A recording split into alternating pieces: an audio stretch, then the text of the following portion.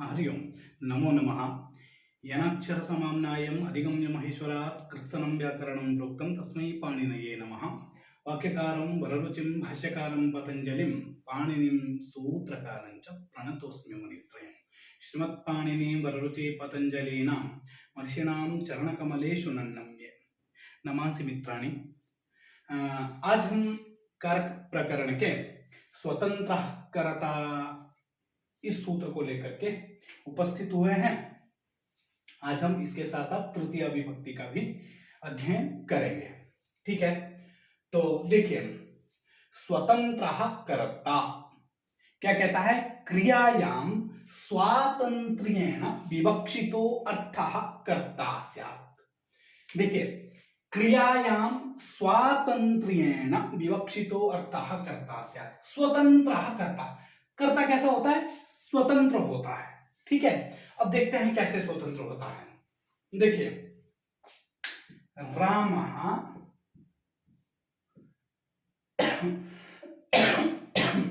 क्या लिखे, फलम खादति, ये लिख देते हैं।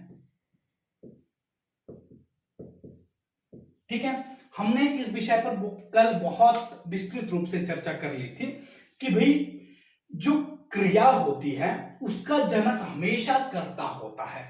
ठीक है, तो ये हमेशा राजा की तरह जीता है, स्वतंत्र होता है।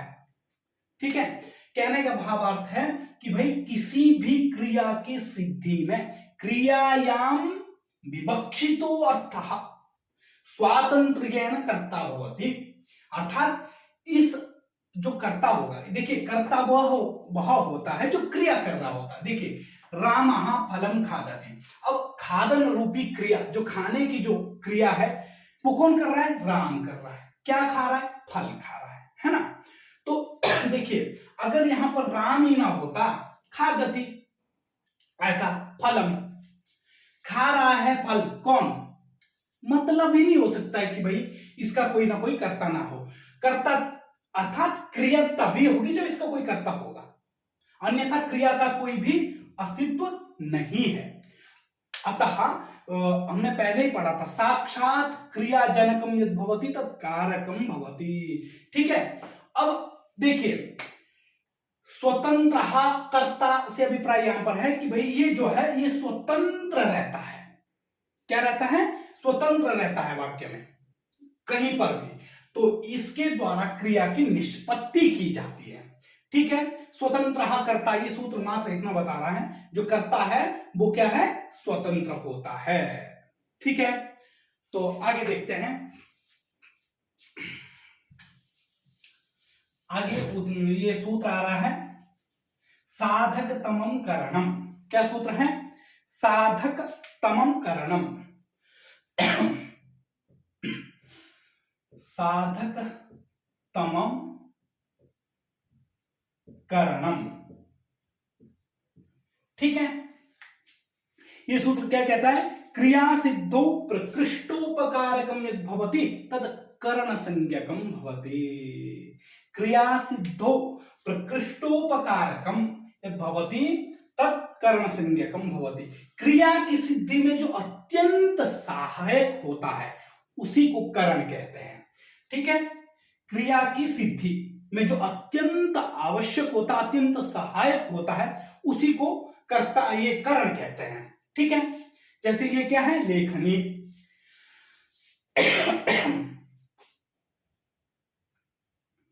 श्यामः लेखन्या लेखन्या लिखति लिखति। अब यहां पर देखिए लेखन्या, अगर आपको थोड़ा सा टफ लग रहा है तो कोई और उदाहरण देख लेते हैं। ठीक है, देखिए रामः हस्तेन लिखति। अब यहां पर देखिए लेखनी, लेखनी शब्द है और लेखनी शब्द की तृतीया विभक्ति एक वचन में लेखन्या बनता है। ठीक है, तो ये साधन है। अब इसने क्या कहा, इस क्रिया की सिद्धि में जो अत्यंत प्रकृष्टोपकारक है, अर्थात जो अत्यंत सहायक है, किसका, कर्ता का, उसी को करण कहते हैं। ठीक है। अब श्याम लिखति कया, लेखन्या, ठीक है। श्याम लिख रहा है, किससे लिख रहा है? लेखनी से लिख रहा है, पेन से लिख रहा है, ठीक है। तो देखिए इस लेखन रूपी क्रिया को संपन्न करने के लिए अत्यंत सहायक क्या है? लेखनी। लेखनी के बिना लिखा जा सकता है क्या? नहीं। तो इस लेखन रूपी क्रिया को, लिखने रूपी जो हमारी क्रिया है, जो हम लिखने रूपी क्रिया को निष्पन्न कर रहे हैं, उस लेखन रूपी क्रिया को संपूर्णता की ओर ले जाने में अत्यंत सहायक कौन है? लेखनी। विदाउट लेखनी ये पॉसिबल नहीं है कि भाई आप लिख लो। तो इसीलिए इसने क्या कहा?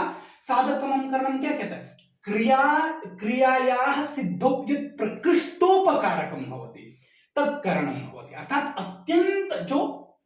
अत्यंत क्या होता है? अत्यंत सहायक होता है। अब यहां पर देखिए, रामः हस्तेन लिखति, अब हाथ है, ठीक है। अब हाथ का प्रयोग हो रहा है ना इसको लिखने में, ठीक है। हाथ के द्वारा लेखनी, अभी लेखनी को हमने करण नहीं माना है, वो विवक्षाधीन होता है, ठीक है। आप यहां पर अगर लेखनी को लेकर के वाक्य बना रहे हैं, आप लेखनी को लेकर के, तब लेखनी को लेकर के होगा। अभी आपने हाथ को लेकर के अगर वाक्य बनाया है, रामः हस्तेन लिखति। अब इस लिखन रूपी क्रिया को अत्यंत, अर्थात सहायक कौन है इस लेखन रूपी क्रिया को संपन्न करने में? हाथ के द्वारा लिखा जा रहा है ना। जैसे और उदाहरण इसके बहुत सारे हैं। रामः द्विचक्रिकया नगरम गच्छति, राम जो है साइकिल के द्वारा नगर जाता है। अब देखिए नगर जाने में उसके पास अत्यंत प्रकृष्टोपकारक क्या है? अर्थात सहायक क्या है? साइकिल, ठीक है। वायुयानेन देहलीं गच्छति, सीता वायुयानेन देहलीं गच्छति। अब सीता के दिल्ली जाने में अत्यंत सहायक कौन है? वायुयान। तो उस वायुयान में तृतीया लग जाती है। किसी भी वाक्य को लेकर के आप चलोगे, यदि वो करण है, अर्थात आपके कार्य में सहायता कर रहा है, आपकी क्रिया को सिद्ध करने में हेल्प कर रहा है, तो आपको वो करण मान लेना चाहिए और उस करण में तृतीया विभक्ति हमेशा होगी, ठीक है। श्यामः लेखन्या लिखति, रामः हस्तेन लिखति, बालकः चक्षुषा पश्यति, ठीक है। आंखों के द्वारा देखता है। नासिकया जिघ्रति, नासिका के द्वारा सूंघता है। कर्णाभ्याम, तृतीय विभक्ति द्विवचन में, शृणोति, मुखेन वदति, मुख बोलने में प्रकृष्टोपकारक है, ठीक है। पुस्तकेन पठति, पुस्तक से पढ़ रहा है, ठीक है। ये जो है अत्यंत प्रकृष्टोपकारक यदि होंगे, अर्थात पुस्तक से पढ़ना, पढ़ने के लिए क्या है? पुस्तक अत्यंत उपयोगी है, तो तृतीया लग जाती है। मुंह से बोल रहे हैं, साधन क्या है? साधन सिंपल सा, यहां पर कुछ नहीं करना है, आपको सिर्फ इतना ध्यान रखना है, अगर वो साधन है, किसी भी चीज को, किसी भी क्रिया को करने में यदि कोई साधन है तो उसमें तृतीय विभक्ति लग जाती है, ठीक है। पांव से चलता है, पांव में तृतीया लग जाएगी, तृतीय विभक्ति हो जाएगी, ठीक है। आंखों से देखता है, कान से सुनता है, हाथ से मारता है, या फिर मुंह से खाता है, या फिर कुछ भी, पुस्तक से पढ़ता है, साइकिल से जाता है, मोटर साइकिल से जाता है, वायुयान से जाता है, या शकट से जाता है, खाता है, किसी भी चीज से, ठीक है। तो जहां पर भी क्या होगा? साधन होगा, तो साधन में तृतीया विभक्ति लग जाती है, ठीक है। क्रिया सिद्धो प्रकृष्टोपकारकम यद् भवति तत् करण संज्ञकम भवति, ठीक है। आगे सूत्र और है, कर्तृकरणयोस् तृतीया। क्या सूत्र है? कर्तृकरणयोस् तृतीया, कर्तृकरणयोः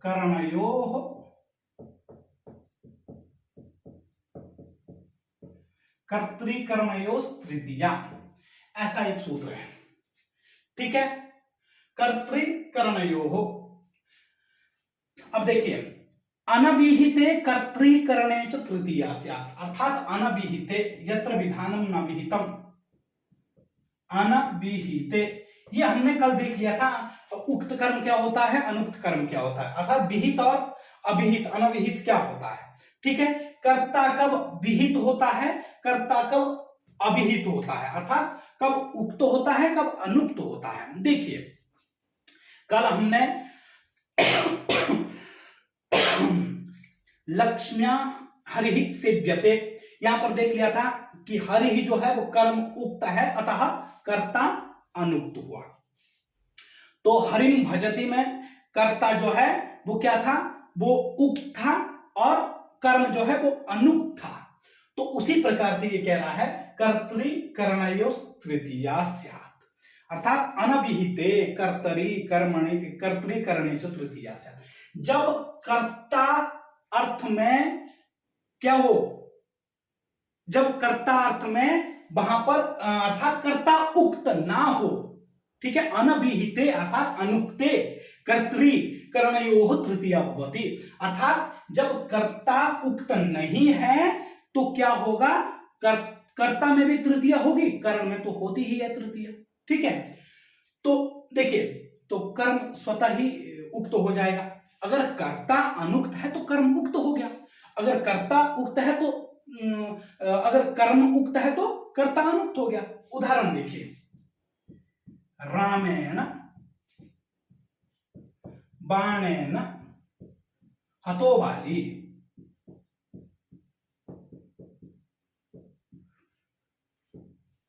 यही है ना, रामेण बाणेन हतो बाली, दीर्घ ईकार है यहां पर, रामेण बाणेन हतो बाली। अब यहां पर देखिए रामेण बाणेन हतो बाली, अब देखिए यहां पर जो है ये है कर्म, ठीक है, तयोरेव कृत्यक्तर्थाः, यहां पर इस अर्थ में कृता प्रत्यय हुआ है, ठीक है, कर्मार्थ में, कर्मार्थ में कौन सा प्रत्यय हुआ है, कृता प्रत्यय हुआ है, और हतः ऐसा रूप बना है, ठीक है। अब यहां पर देखिए राम है कर्ता और बाण क्या है, करण। क्यों है बाण करण, क्यों, राम तो कर्ता हुआ, इसको छोड़ देते हैं, बाणेन हतो बाली, देखिए बाण साधन, बाली को मारने में साधन क्या है, अर्थात आपके पास साधन क्या है, किस चीज से आप बाली को मार रहे हो, बाण से मार रहे हो। यहां पर तो स्वतः ही तृतीया लग जाएगी, कर्तृकर्णयोः तृतीया इस सूत्र से, परंतु यहां पर विशेष ये है कि भाई कर्तर्थ में भी तृतीया होती है, कर्तृकर्णयोः, कर्तर्थे और कर्णार्थे तृतीया विभक्ति ही भवति, कर्तार्थ में भी तृतीया होती है और कर्णार्थ में भी तृतीया होती है, परंतु यहां पर विशेष ये है कि भाई हतः, ये कर्मार्थ में यहां पर प्रत्यय हुआ है, अतः कर्म यहां पर उक्त हो गया, कर्म जब उक्त हो गया तो कर्ता स्वयमेव अनुक्त हो गया। तो यही कहा कर्तृकर्णयोः तृतीया सूत्र ने, अनभिहिते कर्तृकर्णयोः तृतीया स्यात्, जहां पर कर्ता उक्त ना हो तो वहां पर तृतीया विभक्ति हो जाती है, ठीक है। तो रामेण बाणेन हतो बाली, राम के द्वारा बाण से बाली मारा गया, ठीक है।